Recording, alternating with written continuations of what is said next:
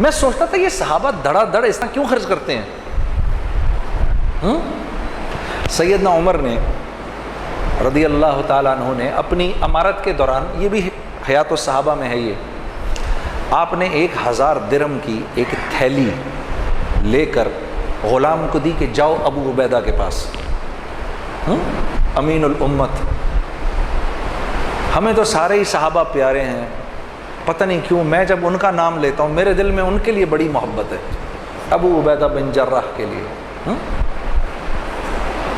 ان کی زندگی پڑھنا ضرور، کیا انسان تھے یہ، اپنے ان کے انتقال وقت کی زندگی پڑھنا تمہیں پتہ چلے گا ابو عبیدہ بن جراح رضی اللہ تعالیٰ عنہ کیا صحابی تھے۔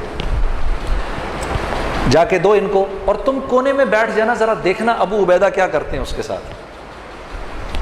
تو جی 1000 درہم کی تھیلی بھیج دی، تو پوچھا یہ کیا ہے جی؟ یہ جی 1000 اشرفیاں بھیجی ہیں۔ کس نے؟ امیر المومنین نے۔ کیوں؟ کہا جی آپ کی ضرورت۔ میں نے کب کہا مجھے ضرورت ہے؟ یہ امیر المومنین مجھے کیوں مشکل میں ڈالتے ہیں؟ یوں کر کے پوری تھیلی یوں کر کے کھولی، اس کی وہ بنائی، اپنی جوتی گانٹھ رہے تھے اس وقت، اپنی جوتی گانٹھ رہے تھے، وہ ساری اس کی پوٹلیاں بنا کے باندی کو بلایا، یہ اس کو دو، یہ اس کو دو، یہ باندھ کے سب اڑا کر اپنی جوتی گانٹھنی شروع کر دی۔ غلام نے واپس جا کر کہا امیر المومنین آپ کے 1000 درہم کا، 1000 اشرفیوں کا یہ حشر ہوا ہے۔ ہاں، زبان سے نکلا اللہ اکبر، اللہ تیرا شکر ہے، کیسے لوگوں پہ تو نے مجھے امیر بنایا ہے۔ پھر 1000 درہم کی تھیلی اٹھائی اور کہا لے جاؤ اب یہ معاذ بن جبل کے پاس جاؤ اور دیکھنا وہاں کیا ہوتا ہے۔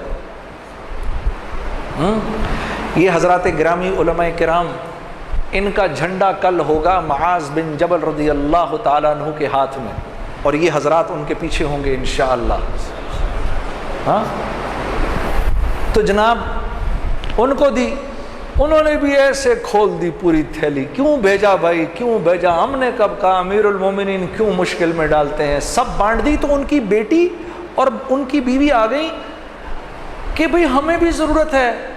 کہا اچھا تو پہلے بتانا تھا، یوں تھیلی پھینکی، یہ رکھ لو اس میں جو کچھ بھی ہے۔ تو 2 اشرفیاں نکلیں اس میں سے۔